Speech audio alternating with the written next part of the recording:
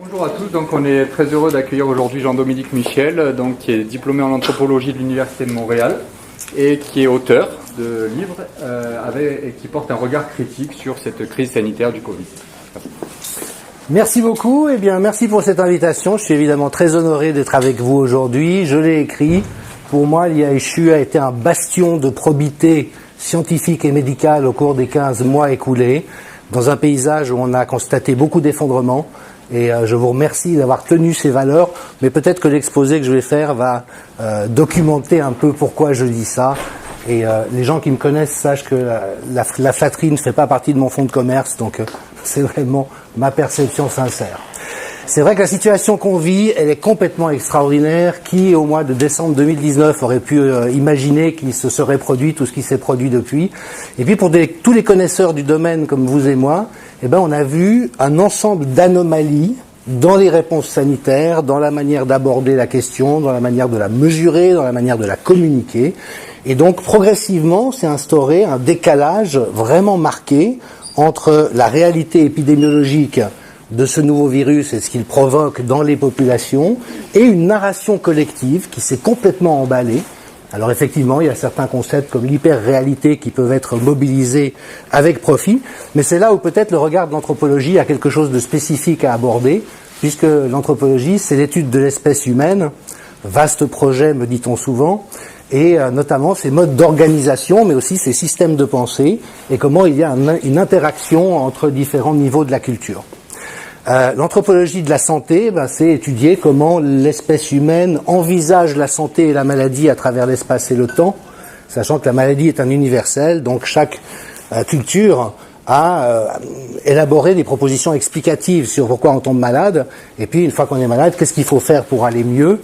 Et aujourd'hui, l'anthropologie de la santé s'intéresse vraiment à l'articulation entre les besoins de la population et les réponses sanitaires, les réponses de soins. Alors juste pour donner 2 ou 3 éléments personnels, mon champ de spécialité, ce sont les déterminants de la santé, donc essentiellement épidémiologie des maladies non transmissibles, mais c'est vrai que par ailleurs, le Covid étant une syndémie, c'est-à-dire que c'est un agent infectieux qui devient dangereux s'il y a déjà des pathologies installées qui elles-mêmes sont chroniques la plupart du temps, finalement il n'y a pas vraiment de séparation. Et je suis également un spécialiste des processus de rétablissement, de salutogenèse, et avec un regard très affûté, ça a été la recherche de ma vie, dans l'évaluation de la manière dont les réponses de soins sont plutôt salutogènes, c'est-à-dire qu'elles aident les gens à aller mieux. Au contraire, pour un ensemble de raisons, d'interférences, elles tendent à disqualifier les gens ou les enfoncer. Et malheureusement, il y a beaucoup d'institutions de nos jours qui sont devenues passablement salutogènes. Et c'est pour ça qu'il faut vraiment rappeler ce point de départ. Nous sommes dans une singularité. Il n'y a jamais rien eu d'équivalent dans l'histoire de l'espèce humaine. Michel Serres, le philosophe avec qui je me suis entretenu quelques mois avant sa mort, insistait sur le fait que nous n'étions pas dans une crise, c'était avant le Covid. Il disait « nous sommes dans un changement de monde ». Il y a eu quelques seuils dans l'histoire de l'humanité, l'agriculture, la sédentarisation, l'invention de l'écriture, l'imprimerie, où tous les systèmes sociaux ont été bouleversés à courte échéance du fait d'une innovation ou d'un changement. Donc lui, il insistait qu'on était là-dedans. Et Edgar Morin, qui vient de fêter ses 100 printemps, qui a traversé plein de choses, résistance pendant la Deuxième Guerre, les 30 Glorieuses, la révolution sexuelle, le choc pétrolier, dit à l'âge vénérable qui est le sien qu'il n'a jamais vu une crise aussi multidimensionnelle et totale. Et c'est là justement où ça peut être intéressant de sortir juste des questions sanitaires, même si elles sont intéressantes, mais de le remettre en perspective. Donc j'avais d'abord envie de vous dire merci. Merci parce que vous avez préservé l'éthique médicale qui est de soigner les gens.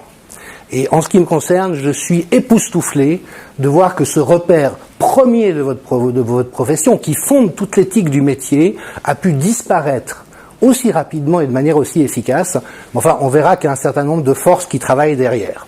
Et pourquoi est-ce que c'était tellement important de soigner les gens? Eh bien, parce que la prise en soin en elle-même est thérapeutique et prophylactique. Le même remède donné à l'issue d'une consultation de 10 minutes en disant « j'ai lu vos tests biologiques, voilà ce qu'il vous faut », ou au bout d'1 heure de consultation empathique où le médecin écoute son patient, peu de médecins savent vraiment faire ça, mais on peut y tendre en tout cas, eh ben, le médicament n'a pas le même effet. Ça a un impact. Et dans un processus tout à fait basique, et quand on se sent mal, on a besoin de réconfort ou de soulagement, on va voir quelqu'un qui a quelque chose à proposer, et il y a donc une dimension psychologique et sociale à la consultation elle-même qui est salutogénétique, qui est thérapeutique.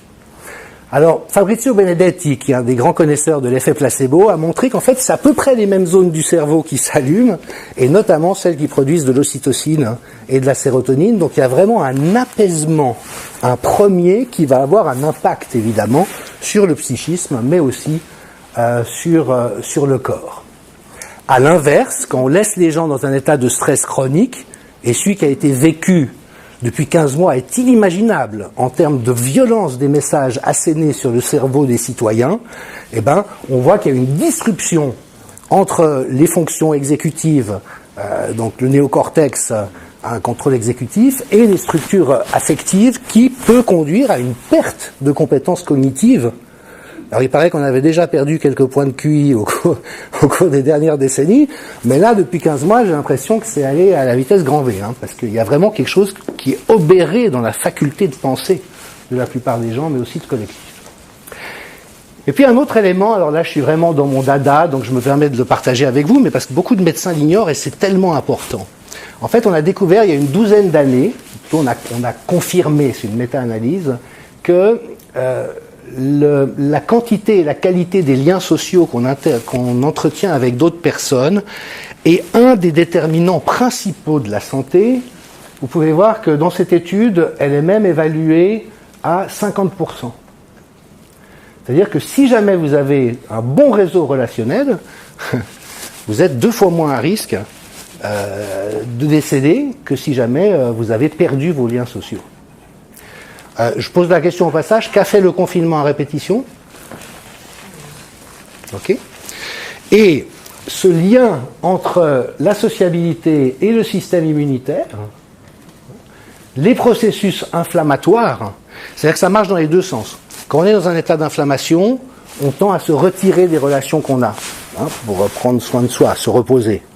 Mais si on perd les liens sociaux, il y a des processus inflammatoires qui apparaissent, et regardez ça, avec des libérations massives de cytokines pro-inflammatoires, qui était justement ce qu'on espérait éviter pour pas que ça conduise à des cas graves.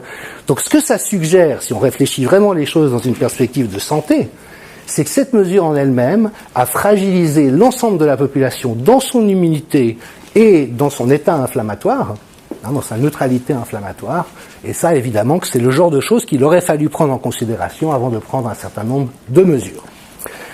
Alors, je vais vous faire une présentation très anthropologique, voilà, parce que je suis d'une autre tribu que la vôtre, même si on se fréquente beaucoup. Et ça, c'est un modèle qui vient d'une école de pensée qui n'est pas la mienne. C'est du matérialisme culturel. Mais il y a peut-être un petit clin d'œil qui est aussi le rappel qu'une méthodologie doit toujours être choisie en fonction de son objet d'étude et des choses qu'on espère mettre en lumière. Et ça, c'est un schéma très classique qui vient du marxisme. Bon, Marx n'a pas eu tort sur tout. Et qui observe que nous sommes des êtres biologiques inscrits dans un environnement, bien sûr. L'infrastructure, c'est tout ce qui régit les systèmes de production et de reproduction, donc qui permet à l'espèce humaine de se perpétuer dans un environnement. L'étage des structures, ce sont les systèmes sociaux, systèmes de parenté, économie, droit, justice, médecine, médias, etc. Et la superstructure, c'est le monde des idées, des systèmes de croyances. Et comme l'ont montré les anthropologues, il y a vraiment des boucles d'interaction entre ces différents niveaux, c'est-à-dire qu'il peut se produire un événement dans n'importe lequel, mais qui va avoir des répercussions évidemment sur les autres niveaux. Et donc quand une nouvelle bestiole arrive, ça vient impacter ça, c'est quelque chose qui évidemment se situe plutôt au niveau de l'environnement et de l'infrastructure, mais heureusement, on a depuis des années et des années des plans pandémie, des programmes de gestion des épisodes épidémiques, des codes de bonne conduite, des bonnes pratiques, des standards dorés, on sait quoi faire. Et évidemment que ce qu'on redoute tous par rapport aux pandémies, dont on est conscient qu'elles peuvent arriver depuis un certain temps, c'est qu'il y en ait une très mauvaise, qui fauche 10, 20, 30% de la population, comme ça a été le cas dans le passé. Et là, heureusement, c'est un épisode évidemment qui n'est pas anodin, mais qui n'a pas eu des proportions non plus complètement exagérées. Donc, Dieu merci, on avait des plans de lutte contre les pandémies dans tous les pays, bien faits, j'en avais connaissance pour la plupart du temps, avec toutefois deux dimensions critiques. La première, c'est est-ce que c'était bien fait, est-ce que le contenu était adéquat, et le deuxième, c'est est-ce qu'on avait les moyens d'appliquer ce qui était prévu dans les plans. Et là, c'est la première singularité absolue de cette histoire, c'est qu'on n'a absolument pas appliqué ce qu'on savait devoir appliquer pour bien gérer une épidémie de cette nature. Donc c'est absolument fascinant. Vous avez le livre de Philippe Douste-Blazy qui avait créé un de ces plans juste après les années 2000, et puis l'inventaire de Christian Perron, qui a quand même présidé pendant plus de 6 ans la commission des maladies infectieuses de la Haute Autorité de Santé. Donc il était en charge de la réponse, et il dit mais tout ce qu'on avait prévu a été mis en échec. Et c'est d'une certaine manière également mon constat, malheureusement. Ça s'est accompagné, ça vous aura peut-être pas échappé, d'une attaque systématique des meilleurs experts. C'est sidérant. Depuis 15 mois, j'ai entendu que John Ioannidis était un charlot, que Didier Raoult était un charlatan, que Christian Perron ne savait pas de quoi il parlait, nos 3 épidémiologistes de Oxford, Harvard et Stanford en haut, qui sont à l'origine de la déclaration du Great Barrington, ils n'ont rien compris. Donc vous avez les meilleurs dans ces différents domaines qui ont été disqualifiés de manière systématique. Alors il y a un élément de violence mimétique qui peut être compris à la lumière d'une systémique sociale, mais il y a aussi évidemment des campagnes de dénigrement orchestrées, qu'on appelle du bashing, et il y a des boîtes qui sont spécialisées là-dedans, pour essayer de semer le doute sur chacun de ces individus. Alors moi je vous l'ai dit, l'épidémiologie infectieuse c'est pas mon domaine, j'ai suffisamment de base pour essayer de le comprendre. Et qu'est-ce que je fais quand je suis dans quelque chose que je connais pas? Je me tourne vers qui? Les meilleurs. Et là, il y a eu un travail de sape qui a visé à faire taire les meilleurs et à promouvoir ce qui relève, je m'en excuse, je suis indépendant, je suis assez libre de ma parole, d'une forme de médiocratie institutionnelle. C'est-à-dire des gens qui sont arrivés dans des positions de responsabilité, non pas du fait de leur compétence ou de leur intelligence, ou pas uniquement en tout cas, mais de leur conformité à certaines attentes ou de leur habileté dans le jeu politique institutionnel. Et donc c'est ce second étage, beaucoup plus ignorant et moins compétent, qui a été à l'origine d'un certain nombre de décisions. Alors on va passer très brièvement en revue quelques-unes des mesures phares de ce qui nous a été imposé. J'ai trouvé un moment fondateur où en fait, après la grippe aviaire en 2005, l'administration Bush a demandé à des think tanks de penser à quelle pourrait être la réponse à une pandémie plus grave que celle qu'il y avait eu, vu que celle-là c'était un peu éteinte dans l'œuf.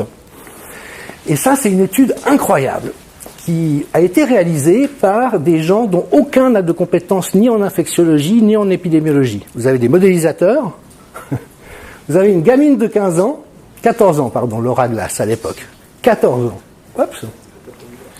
qui a été en charge du modèle mathématique. Vous voyez, Albuquerque Public High School, lycée de Albuquerque, 14 ans. Et ça, c'est publié dans la littérature scientifique sur la base d'un modèle mathématique très simple. C'est qu'une épidémie, c'est comme les boules de billard. Vous avez une boule de billard qui percute 3 boules de billard, qui chacune percute 3. Donc, une gamine de 14 ans peut faire ça. Puis elle s'est dit, si on ferme les écoles et les commerces, qu'est-ce qui se passe? Et donc, recommandation, il faut procéder à un lockdown. J'ai pas trouvé de traces plus anciennes que ça dans l'histoire récente. Et ça provoque une réaction tout à fait intéressante de la part de gens qui, eux, s'y connaissent, notamment Donald Henderson, qui est crédité de l'éradication de la variole, qui en tout cas a joué un rôle important là-dedans, et qui, lui, dans la foulée, dit « Mais attendez, on peut absolument pas dire des choses comme ça. Il faut vraiment étudier l'effectivité et les conséquences adverses des mesures qu'on est susceptible de prendre pour qu'on ait une réponse de soins qui soit adéquate et intelligente. » Et il termine son papier, c'est aussi publié en 2006. L'expérience a montré que les communautés confrontées à des épidémies réagissent mieux et avec moins d'anxiété lorsque le fonctionnement social normal de la communauté est le moins perturbé. Le moins perturbé. Et il ajoute qu'il faut une gouvernance forte pour rassurer et garantir que les services de soins médicaux sont fournis. Donc en prévention, en prophylaxie, en traitement précoce, en traitement intensif, à tous les stades. Et il conclut, regardez, c'est prophétique, en 2006, si l'un ou l'autre n'est pas optimal, une épidémie gérable peut se transformer en catastrophe. Voilà. Et de mon point de vue, c'est vraiment l'hypothèse, la seule hypothèse à laquelle je puis arriver aujourd'hui, c'est que c'est exactement ce qui s'est produit. On a fait d'une épidémie qui était tout à fait gérable selon les standards habituels, quelque chose qui ressemble à une catastrophe. Alors si on se penche un petit peu sur la question du confinement, vous l'avez dit très vite, c'est une mesure moyenâgeuse, ça ne permet pas de ralentir ou juguler une épidémie, évidemment, sauf au tout début dans un territoire isolé. Donc si en Nouvelle-Zélande, dès qu'on a les premiers cas, on confine, ça peut éteindre l'épidémie, dès lors qu'on bloque les voyages. Mais ici, il semble, d'après les tests de prévalence en Italie, que le SARS-CoV-2 a circulé dès le mois de septembre 2019, on est en tout cas sûr pour la France octobre. Entre octobre et fin février, il n'y a pas de pandémie style grippe de Hong Kong, dont je me souvienne. Qu'est-ce qui fait qu'un virus aussi contagieux qui circule ne provoque pas de dégâts à ce moment-là? Une hypothèse, mais vous me corrigerez, c'est peut-être qu'on a soigné les gens pour des pneumopathies et donc avec des macrolides ou de l'azithromycine, je ne sais pas. Mais toujours est-il que, voilà, on sait qu'une fois que ça a circulé, pourquoi c'est à éviter à tout prix? Parce que ça n'a aucun impact sur la circulation de l'épidémie. Par contre, et c'est Peter Gotche à la fin du mois de mars qui m'a mis sur cette piste, il m'a dit, mais va regarder les recherches de Peter Ahabi en Guinée-Bissau autour de la rougeole, qui sont très connues. On a confiné, qu'est-ce qu'on a vu? Que ça a fait créer une surmortalité, parce qu'une personne infectée qui est confinée à demeure avec son entourage surinfecte l'entourage en question, pour lequel le taux de mortalité est 4 fois plus élevé que le primo-infecté. Donc c'est vraiment le truc à ne pas faire. Je veux dire. En fait, ce qu'on a fait dès lors que le virus avait beaucoup circulé, c'est une multitude de micro-clusters hyper dangereux qui précisément vont déclencher des formes graves. Donc si ça c'est une bonne réponse sanitaire, il faudra m'expliquer un peu. Et donc, on a une séquence, vous avez été aux premières loges pour la mettre en lumière. On a contraint les gens à l'isolement, la peur et l'anxiété, défaut de soins, immunité fragilisée, état inflammatoire qui de toute manière n'est pas très heureux dans ce genre de cas. Vous avez identifié le fait qu'il y avait dans les risques, dans les cas d'aggravation, une hypoxie heureuse qui s'installait et qui évidemment donnait une fenêtre de détection. Donc j'ai eu le cas récemment à Genève, le papa d'une amie âgée a commencé à se sentir mal, il a été acheter un hygromètre de pouls, quand il a vu que ça descendait à 92-90, il a fait venir le médecin d'urgence, hospitalisé, sous oxygène, il est ressorti 4 jours plus tard. Et passant à côté de ça, qu'est-ce qu'on a eu? Des hospitalisations tardives, c'était trop tard. Et l'essentiel de la mortalité en mars-avril, c'était dans les heures ou les jours qui suivaient l'hospitalisation, c'était trop tard. Pronostic compromis, explosion du nombre de cas graves, engorgement des hôpitaux.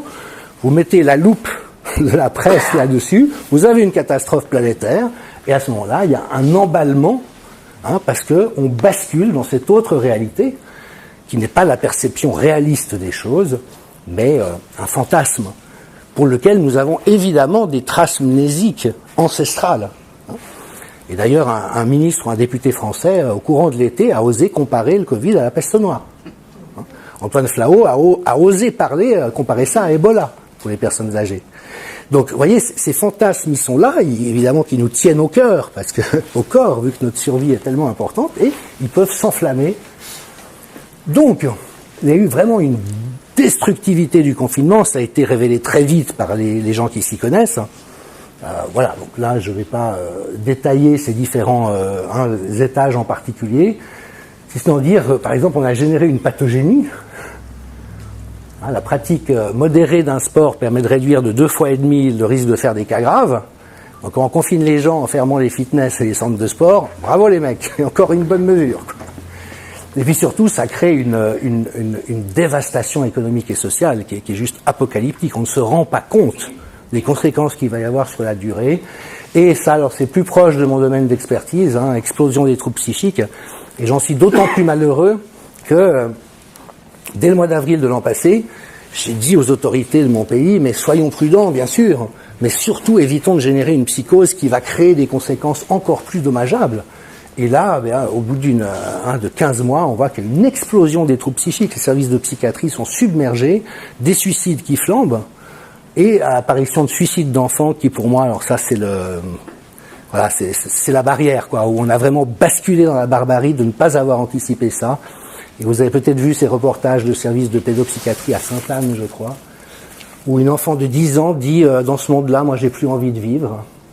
Et vous savez quoi? Le pire, c'est que de mon point de vue, elle a en partie raison. Quand un monde devient aussi fou et maltraitant, je trouve qu'il est légitime qu'une gamine de 10 ans se pose la question de savoir si ça vaut la peine de vivre là-dedans. Il ne faut surtout pas pathologiser cette question-là, bien sûr qu'il faut l'accompagner, prendre soin d'elle. Mais le pire, c'est que c'est logique. Voilà. Et puis tout ça dans une tonalité d'arbitraire, de brutalité, de violation crasse de l'éthique et des bonnes pratiques en santé. Alors il suffit pas de le dire, il faut le documenter, parce que ce sont des mots assez forts. Et on sait maintenant qu'il est apparu un discours que mon éminent confrère Laurent Micheli appelle la doxa du Covid. C'est un discours parallèle qui n'a rien à voir avec la réalité des faits, qui les distord de manière systématique, mais qui est extrêmement convaincant, notamment du fait qu'il paraît logique. Vous savez qu'on dit qu'il y a pas mal de vérités qui sont contre-intuitives, il y a beaucoup de mensonges qui sont intuitifs. Et donc la doxa du Covid, c'est quoi? C'est 4 idées simples, dont chacune est fausse. La première, c'est qu'on a vécu une pandémie gravissime qui a fait que chacun d'entre nous était en danger. C'est faux. En dessous de 65 ans, le risque de mortalité n'a pas varié par rapport aux années précédentes. Et la surmortalité numérique qu'on a observée est due essentiellement à la pyramide des âges.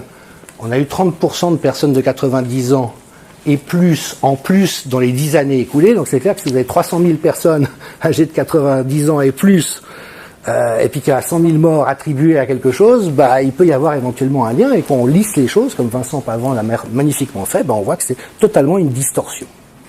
Deuxième élément, il n'y a pas de traitement précoce efficace, donc j'aurais pas besoin de vous dire qu'on sera d'accord sur le fait que c'est complètement faux. Les mesures de contrainte sont nécessaires et incontournables, non. Et ce qui est intéressant, c'est que même quand les meilleurs experts au monde le disent, on ne les écoute pas. Et finalement, alors vous savez que la Suisse est le paradis des laboratoires pharmaceutiques, mais notre ministre de la Santé a dit en mars 2020, notre seul espoir c'est qu'il y ait un vaccin, en mars 2020. Un vaccin pour un virus à ARN, avec une technologie qu'on n'a jamais utilisée, il exclut d'emblée toutes les autres possibilités. Alors ce que Laurent Micheli a montré dans la foulée, c'est qu'il y a 4 agents principaux qui portent ce discours, mais qui aussi veillent à ce qu'aucun contre-discours ne puisse exister, qui ait un impact quelconque sur la société. Ce sont nos gouvernements qui ont dit une somme de bêtises, de salades et de mensonges absolument extraordinaires. C'est pas entièrement nouveau, mais quand même, ça frappe. L'OMS, surtout influencée par les différentes fondations de Bill Gates et de la Chine. Il faut savoir que le confinement, notamment, si on fait l'historique, c'est dans aucun plan pandémie. Par contre, la Chine l'impose à Wuhan, l'OMS commence par réagir en disant « Ah, c'est bizarre, on n'a jamais vu ça ». Quelques jours après, Tedros dit « Ah, mais ça a vraiment l'air bien votre truc, ça a l'air de marcher ». Et encore quelques jours après, le directeur adjoint de l'OMS dit « C'est ça qu'il faut faire dans tous les pays ». Donc un glissement absolument incroyable. Les GAFAM, qui censurent la science qui ne va pas dans le sens de la doxa. Donc moi j'ai eu des articles de vous, de Christophe Debrouet, un des meilleurs spécialistes de santé publique d'Europe, qui ont été censurés par Facebook parce qu'ils n'aimaient pas les conclusions de ces scientifiques. Mesurer le monde dans lequel on est en train d'entrer. Et puis la presse et les médias, vous avez vu les fact-checkers et les debunkers qui font une désinformation absolument somptueuse, mais ce sont les gardiens du dogme, de la police de la pensée. Et donc le drame, j'ai envie de dire, c'est que ça a été tellement martelé, et c'est tellement convaincant, parce que si on n'a pas les éléments de contraste pour prendre de la distance, ma foi, il y a des gens qui meurent, ça a l'air d'être très dangereux, non, l'hydroxychloroquine pas, l'ivermectine non plus, il faut qu'on se terre chez nous, puis heureusement qu'il y a le vaccin. Et les gens se précipitent sur le vaccin, c'est bel et bien ce qu'on voit. Alors, on pourrait faire la liste des anomalies. Vous connaissez la théorie des catastrophes. Soit il y a un événement qu'on ne pouvait pas prévoir, une météorite qui tombe sur Marseille, il n'y a plus de Marseille, pas de chance.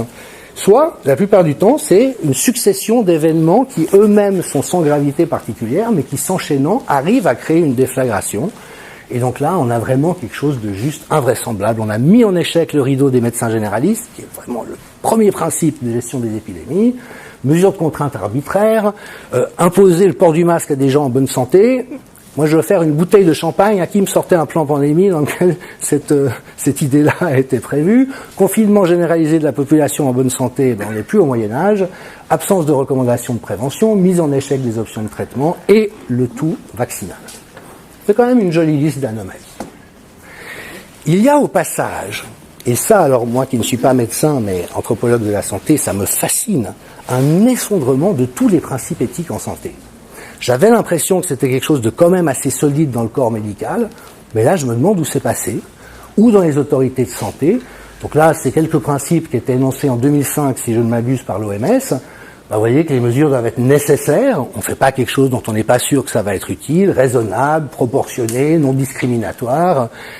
Quand on ferme les restaurants et qu'on laisse les transports publics ouverts, la discrimination elle est quand même assez évidente. Est-ce qu'il y a un lieu qui est réellement moins problématique que l'autre ? Les décisions publiques doivent être soumises et discutées collectivement, et non pas enfermées par une doxa dans la police de la pensée. Et puis finalement, c'est essentiel de communiquer de manière non alarmiste. Et c'est ce que j'aurais souhaité en ce qui me concerne. Donc, je me suis beaucoup exprimé, notamment par le biais d'un blog, avec une intention salutogénétique. C'est-à-dire, le premier besoin dans une situation qui peut être perturbante, c'est de comprendre ce qui se passe et d'avoir les bons ordres de grandeur. Donc, j'ai cité les études de Ioannidis dès le mois d'avril, votre travail ici à Marseille. Voilà, il n'y avait pas de quoi paniquer pareillement, si ce n'est que un certain nombre de systèmes sociaux se sont engagés dans cette direction. Donc c'est déjà sorti en Allemagne. Le gouvernement Merkel avait mandaté un groupe d'experts pour trouver les narrations les plus effrayantes possibles. Et là, c'est en train de sortir en Angleterre, où des membres de ce groupe, qui dépendent de Sage, admettent que leur manière d'utiliser la peur a été totalitaire et dévastatrice. Alors, s'il y a des gens intéressés par les questions juridiques parmi vous, ça relève de la définition internationale de la torture, ce qui a été imposé aux populations des pays d'Europe occidentale. C'est pas dit que les tribunaux avanceront vite en matière, mais vous voyez, je veux dire, il y a un tel décalage entre la réalité sanitaire et ce qu'on a fait croire à la population, évidemment que c'est problématique. Et dans mon pays, mon petit pays, je suis heureux de voir qu'une association ad hoc, les Amis de la Constitution, ont porté plainte contre la task force soi-disant scientifique. J'ai de la peine à voir ce qu'il y a eu de scientifique dans leurs travaux, mais au motif qu'il y a un article du Code pénal qui interdit d'alarmer la population, et cette task force n'a fait qu'alarmer, juste pour vous dire. Moi j'ai fréquenté le théâtre de l'absurde, donc je suis réaliste, donc je suis assez ouvert aux idées loufoques, mais la task force scientifique suisse, aujourd'hui encore, se base sur les modélisations de l'Imperial College de Londres pour évaluer le nombre de morts qu'on a évité grâce aux mesures de confinement. Non mais, voilà, donc là il y a un basculement. Les bouffées délirantes, c'est quelque chose qui peuvent advenir dans les sociétés humaines, on en a des exemples, mais jamais sur la durée. Quelque chose qui arrive, il y a un mythe urbain, il y a une espèce de truc, mais ça retombe. Et donc, on va questionner un glissement qui me semble extrêmement problématique, qui est que la science, ou plutôt la pseudo-science, est devenue une sorte de religion, avec une dogmatique, avec un clergé, avec une cardinalice, avec des gardiens du dogme, et d'une manière vraiment qui implique un certain fétichisme, mais conduit aussi, et c'est tout le drame, cette pseudo-science à disqualifier la vraie science. Donc on est dans ces renversements systématiques. Vous voyez, c'est des gens qui font n'importe quoi et qui maîtrisent mal leur domaine, et qui vont venir expliquer que c'est vous qui faites n'importe quoi et qui maîtrisez mal votre domaine. Alors, pour la deuxième partie de ma présentation, j'ai envie de vous emmener dans l'exploration de mes décryptages sur la manière dont la médecine a vécu les 15 mois écoulés. Alors déjà en rappelant que la biomédecine n'est pas une science, ça ne peut pas être une science, ça s'appuie sur des savoirs scientifiques bien sûr, mais si vous mélangez des molécules dans un laboratoire à des conditions de température et d'hygrométrie connues, vous aurez toujours le même résultat. Les gens qui font de l'hydroxychloroquine, ils ne trouvent pas une fois du pastis, une fois du pain, une fois de l'hydroxychloroquine. Quand vous donnez un traitement à un patient, vous n'avez aucun moyen de savoir ce qui va se passer. Aucun. Vous pouvez avoir des ordres de connaissances statistiques. Pour 65% des gens, ça fait ci ou ça. La médecine individualisée cherche à aller de plus en plus loin dans le fait de pouvoir anticiper certains effets. Mais donc, ce n'est pas une science, c'est une praxis qui s'enracine en quelque sorte sur deux jambes, et c'est la tension paradigmatique entre l'empirisme, le travail de terrain, l'observation des données, et la dimension statistique, qui a été amené en grande partie, ou plutôt renforcé par l'evidence-based medicine, mais qui aujourd'hui passe plutôt du côté du big data, avec un risque majeur, c'est que le big data est complètement découplé de la réalité. Donc là, on est précisément dans une autre réalité, dans un univers parallèle. Alors parfois, ça peut tomber juste, mais le risque d'erreur est quand même assez maximal. Donc la jolie citation de Canguilhem, la médecine est un art au carrefour de plusieurs sciences. Alors il y a eu un débat, ça vous aura pas échappé, quand vous avez produit la première étude qui montrait une réduction de la charge virale en 5 jours, observationnelle. Moi je me suis réjoui, j'ai fait un blog enthousiaste, je dis voilà, on a tous peur, il apparaît qu'il y a un remède prometteur, bonne nouvelle. Et puis je dois dire que, à mon âge, je suis plus surpris par grand chose, mais des fois ça m'arrive. Et là quand même, ça m'a surpris de voir la levée de bouclier instantanément qui s'est produite, et notamment en invoquant le prétexte que vous voyez là. Oui, mais ça vaut rien. Raoult, il fait de la science comme au XXe siècle, mais aujourd'hui, c'est l'evidence-based, et si c'est pas evidence-based, eh ben, désolé, on peut pas accepter ça. Et les gens qui ont tenu ce genre de discours sont pas des pives. Vous avez Axel Kahn, qui l'a dit et répété, vous avez Anthony Fauci aux États-Unis, qui a répondu ça à une audition du Congrès américain. S'il n'y a pas d'études randomisées en double aveugle, ça ne vaut rien. L'IHU s'est défendu en disant pas du tout, renseignez-vous. Alors moi, c'est ce que je fais quand je ne sais pas. Ce serait éventuellement à la portée d'un journaliste ou d'un politicien, donc j'étais voir dans la littérature. Revue Cochrane de 2014, c'est le meilleur standard d'évaluation parce que c'est un regroupement qui s'est fait précisément pour soustraire la recherche médicale à l'influence des labos pharmaceutiques, donc tout vérifier derrière, et on voit effectivement qu'ils arrivent de manière très claire qu'il n'y a pas de preuves indiquant des différences significatives au niveau de l'estimation. Puis si on creuse un peu, on trouve de très jolies choses. Et même, les essais randomisés tendent à systématiquement produire des biais.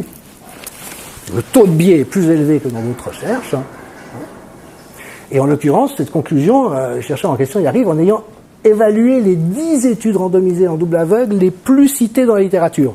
Donc le top of the pop de l'evidence base, quand vous creusez, en fait, c'est bourré de biais. C'est relativement peu fiable comme conclusion. Évidemment que si c'est financé par l'industrie, devinez quoi, le taux d'imprécision augmente. Il y a une forte probabilité qu'il y ait des divergences dans les résultats du fait du financement. Les conflits d'intérêts, et là, n'importe quel conflit d'intérêts influence de manière significative les résultats qui vont être publiés. Et en conclusion, alors l'evidence-based, moi je ne suis pas contre, parce que j'ai notamment fait des recherches en neuropsychologie sur l'impact sur la santé des pratiques comme la mindfulness, la pleine conscience. C'est typiquement le genre de question où il n'y a à peu près que l'evidence-based pour faire émerger quelque chose. Pourquoi ? Parce que c'est un effet modéré, mais systématique, et si vous n'avez pas cette méthodologie, c'est très très difficile d'arriver à une conclusion. Par contre, une méthodologie, c'est un chemin. Méthode, c'est chemin en grec. Donc, ça dépend de l'objet de recherche. Et je suis d'accord avec les auteurs dans cet article qui concluent sur le fait qu'au fond, l'evidence-based n'a pas tenu ses promesses d'améliorer la qualité des soins. Il n'y a rien eu de significatif en ce sens-là. Et puis, c'est une méthode qui est particulièrement problématique. Pourquoi ? Parce qu'elle permet toutes sortes de falsifications et de camouflage des falsifications. Donc c'est vraiment la méthode royale pour soit, avec les protocoles de recherche, définir à l'avance ce que vous trouverez, soit une fois que vous avez récolté des données, mettre en avant ce que vous avez envie de mettre en avant. Donc bon, ça, sur le plan de la scientificité absolue, comme dirait quelqu'un, j'ai des doutes. Alors, pourquoi des gens comme Axel Kahn et Anthony Fauci ont-ils dit ça ? Deux choses l'une. Soit ils savent pas, et ça questionne le fait que ce sont des experts, soit ils savent, et ça pose une question. Comment se fait-il que des données fausses soient mises en avant comme ça ? Alors pour moi qui travaille ces questions depuis 20 ans, ça n'a été qu'une triste confirmation, mais la plupart des gens l'ignorent. On a un énorme problème avec la recherche médicale, notamment, et c'est un des intérêts de l'evidence-based, parce qu'on peut reproduire les stratégies de l'industrie du tabac. Entre le moment où on a fait le lien entre le tabagisme et le cancer du poumon, il y a à peu près 40 ans qui se sont écoulés. Et qu'a fait l'industrie pendant ce temps-là? Eh ben, mandater des études qui allaient créer des contre-feux, donner des messages contradictoires et conduire les décideurs à dire, au fond, on ne sait pas. Et quand j'ai vu qu'il n'y avait pas ce « waouh, heureusement une possibilité avec le traitement que vous avez mis au point », là, j'aime pas non plus faire des prédictions, mais je me suis permis d'être prophète. Je me suis dit, vous allez voir, on va voir ça débouler dans la littérature scientifique. Parce que c'est cousu de fil blanc. Et donc, en même temps, apparaissait dans la doxa la mise en échec préventive de toute critique, à travers ce fantasme du complotiste. Et donc, là aussi, c'était simultané. Donc, on peut s'interroger en termes de stratégie. En tout cas, c'est bien trouvé si c'était intentionnel. Donc, je vais vous présenter, maintenant c'est la séquence complotiste de ma présentation, tout plein de contenus extrêmement complotistes, mais peut-être de gens auxquels vous vous attendriez pas. Premier, c'est Nations Unies, le rapporteur spécial des questions de santé, qui dit, dans la plupart des pays, et c'est encore plus fort en Occident, la santé est un des secteurs les plus corrompus. Il est urgent de confronter la corruption et ses impacts sur le droit à la santé, en particulier avec plus de protection pour les lanceurs d'alerte. Donc Christian Perron, à qui je rends hommage par ailleurs, parce qu'il est d'un courage admirable, il a vraiment rempli le rôle de lanceur d'alerte. Il était président de la commission des maladies infectieuses, donc il sait quoi faire, il a vu les décalages, il les a fait savoir. On peut tous apprécier le degré de protection qu'il a reçu de tout le monde. Commission européenne, alors ça c'est hilarant, quand ils sont en train de magouiller éhontément comme ils sont en train de le faire maintenant, eh ben, ils relèvent que la corruption est quand même un problème. Ça, c'est un rapport de 2014, et il faut lire, le secteur de la santé, la vulnérabilité à la corruption est généralisée. Généralisée. Les commissions occultes et la corruption demeurent préoccupantes dans les marchés publics et le secteur pharmaceutique.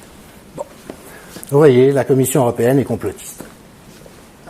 Ça, c'est très connu, c'est le fameux rapport de la Chambre des communes en Angleterre, très souvent cité, mais c'est une analyse magnifique où il montre finalement que, d'abord, l'industrie pharmaceutique trahit systématiquement ses responsabilités, c'est-à-dire que son action n'est pas dirigée vers le fait d'améliorer la santé de la population, mais de maximiser les profits, parfois à n'importe quel prix.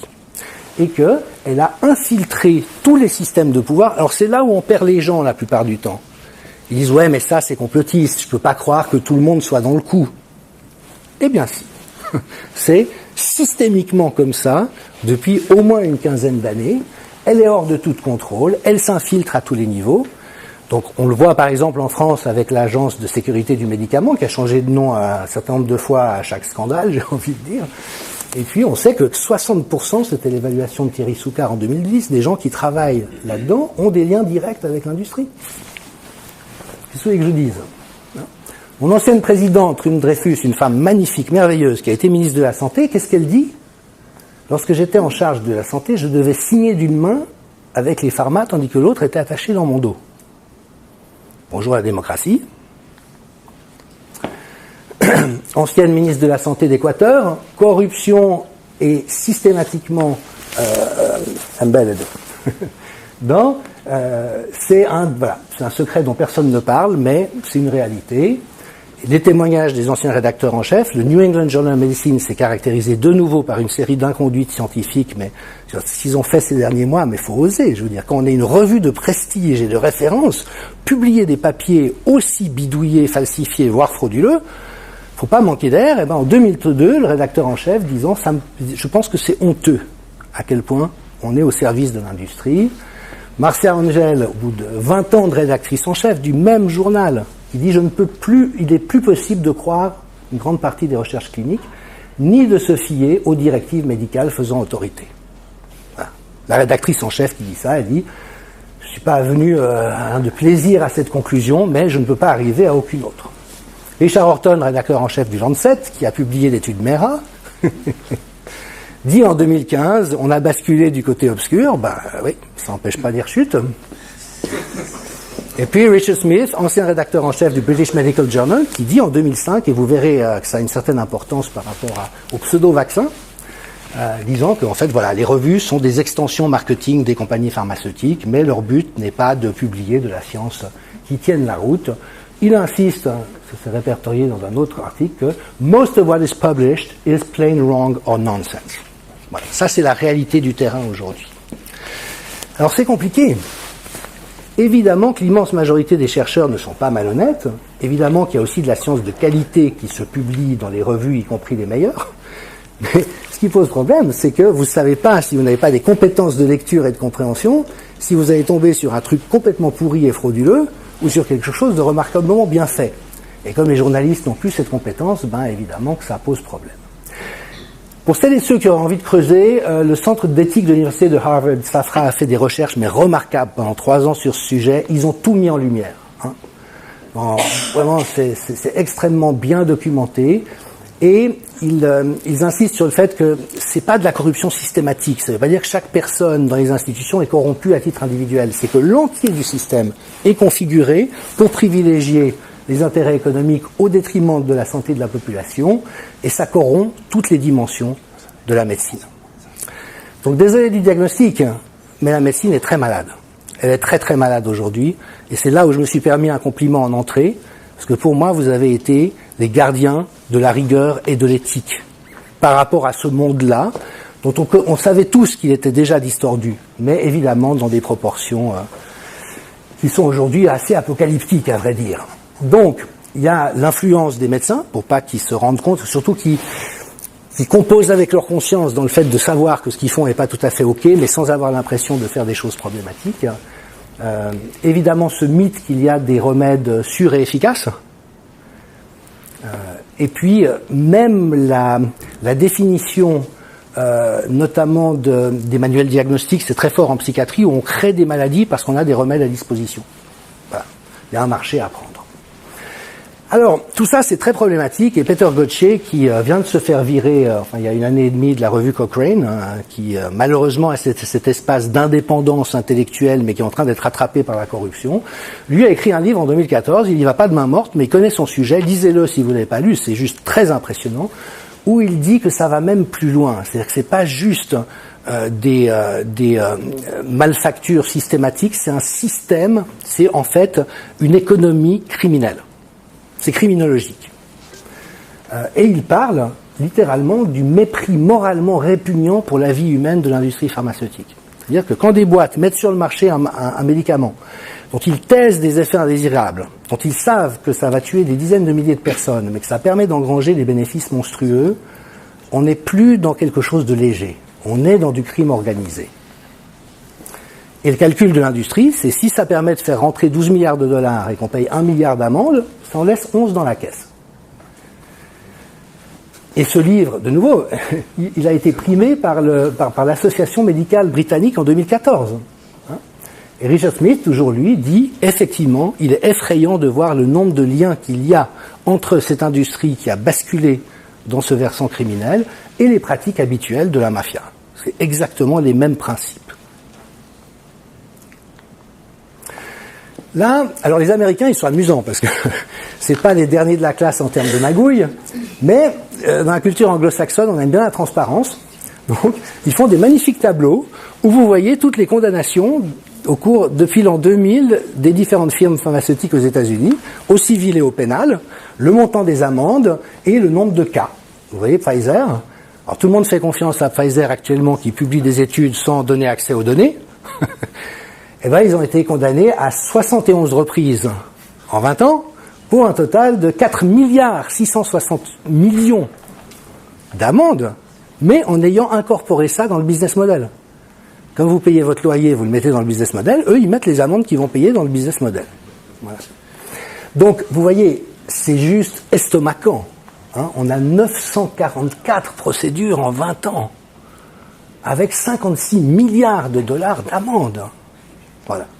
Alors pour moi qui connais bien ces questions, ce qui évidemment est extraordinaire, c'est que par beau temps, tout le monde dit oui, c'est vrai, il y a quand même un petit problème. Puis dès qu'il y a l'occasion de faire un maximum de blé, alors c'est l'omerta. Et si vous le dites, vous êtes un complotiste.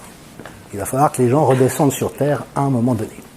Une des conséquences, c'est que les erreurs médicales ou la conséquence des mauvaises prescriptions deviennent un problème de santé majeur.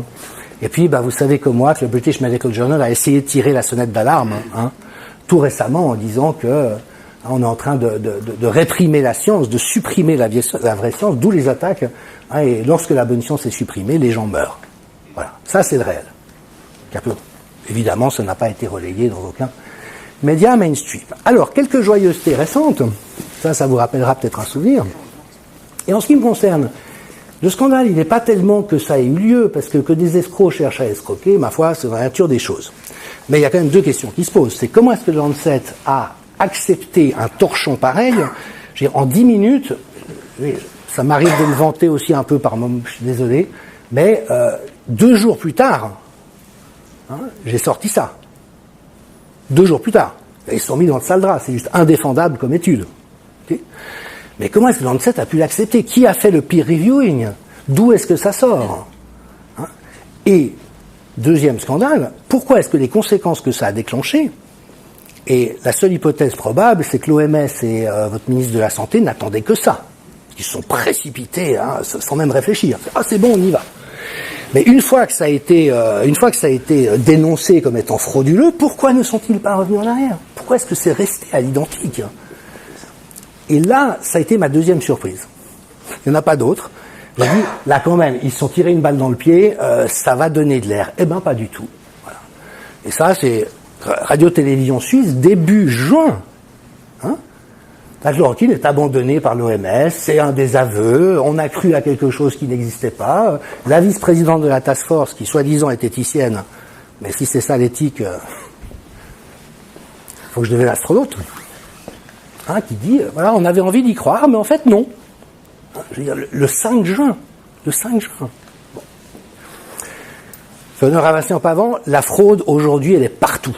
Elle est partout, c'est impressionnant. Ça, c'est un papier qui a été publié dans Science par Arnaud Fontanet et Cauchemet, donc Conseil scientifique français, accepté en 3 semaines, normalement c'est 6 mois le processus de révision, et qui, alors il faut se lever de bonne heure pour choper Vincent Pavant sur des questions de méthodologie, c'est frauduleux.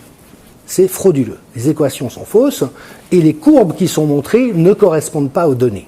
Et c'est à l'appui de trucs pareils que le gouvernement prend la décision de confiner la France.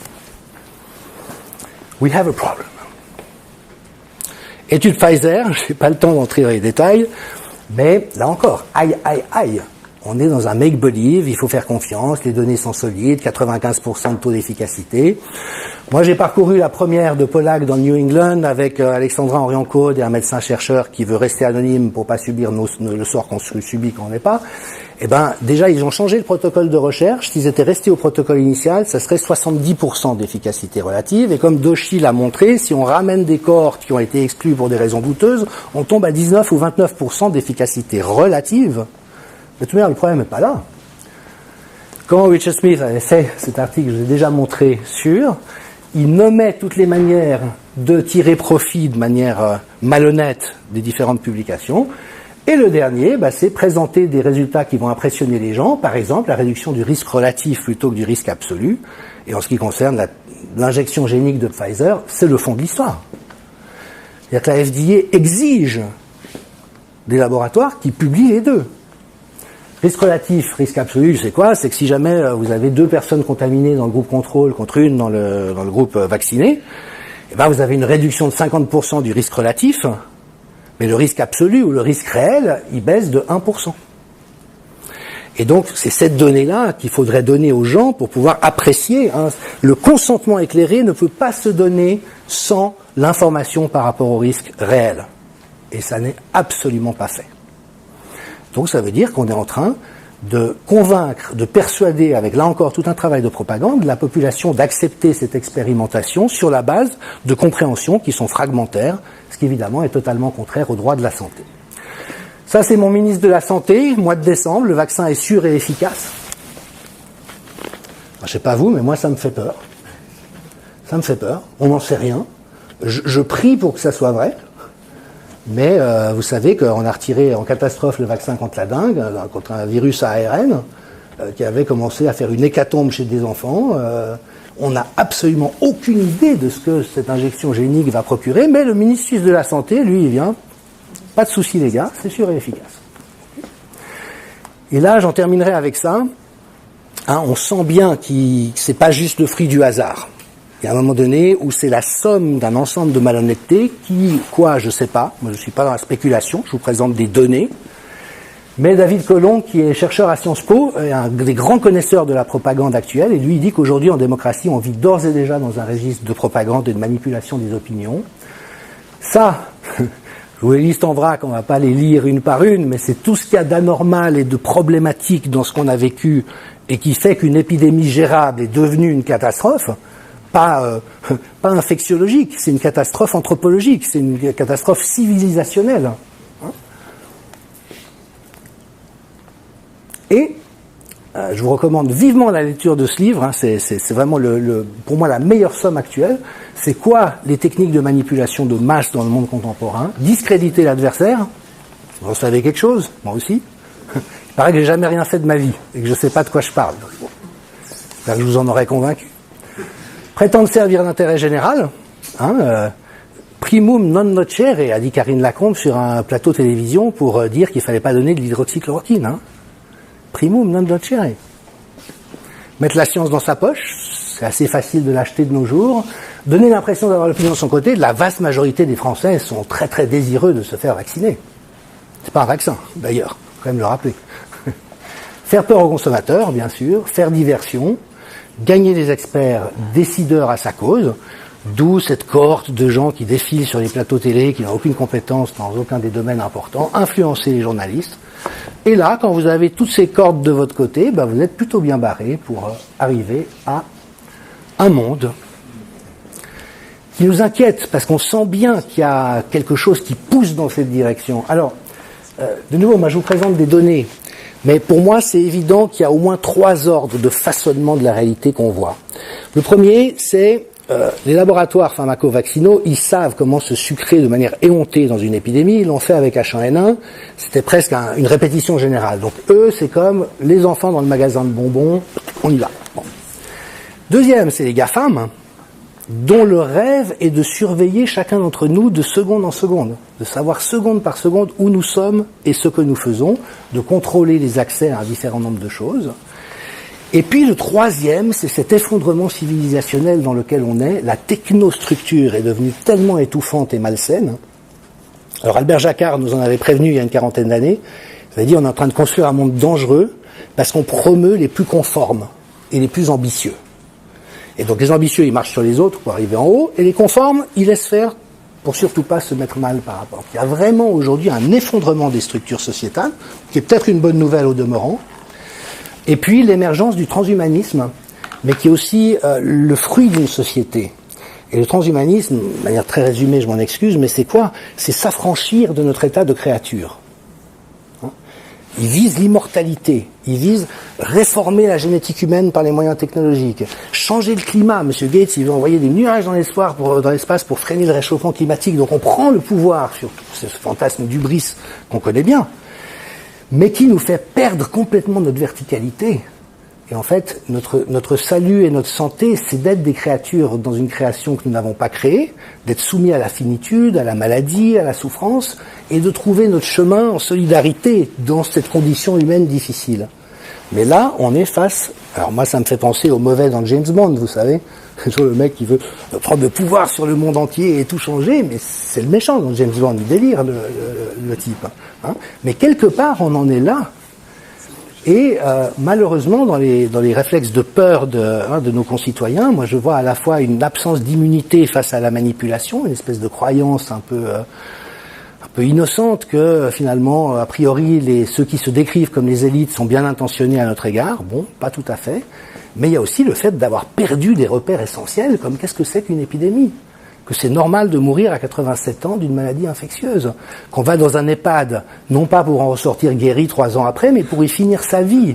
Et que la question est peut-être autant comment est-ce qu'on finit cette vie-là, est-ce qu'on la finit d'une manière digne, dans la chaleur des liens qu'on lie, dans les rituels sociaux qui nous entourent, ou est-ce que, soi-disant pour protéger les personnes âgées, on leur inflige une torture qui de toute manière les fait mourir, mais dans des conditions abominables.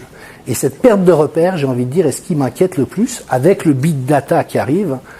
Donc voilà, la bonne nouvelle, c'est que le combat n'est pas perdu, mais nous avons vraiment des valeurs d'humanité. Et j'en terminerai avec ça, ce sera le dernier hommage que je vous fais. Mais quand vous avez dit, nous soignons ici les gens comme s'ils étaient des membres de nos familles, voilà. Tout est là. C'est quand il y a un double standard que les choses deviennent compliquées. Quand j'applique à l'autre autre chose que ce que je m'applique à moi-même et au mien, là, on est dans la dérive éthique. Donc voilà, merci de votre œuvre. J'espère que ces quelques informations, c'est évidemment, quand c'est condensé comme ça, un peu dense, mais vous auront éclairé. Et je terminerai avec une citation d'Albert Camus. La seule façon de lutter contre la peste, c'est l'honnêteté. C'est de ce dont nous avons le plus besoin. Je vous remercie.